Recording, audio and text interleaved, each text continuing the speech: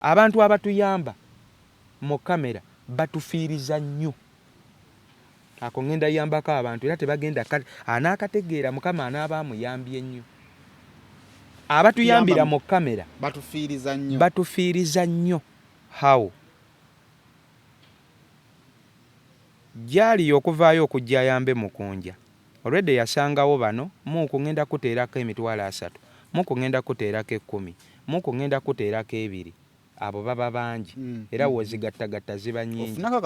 Gyali yabwamala okuteeka ku internet nti ono ebibye byonna mbikiri yalinze.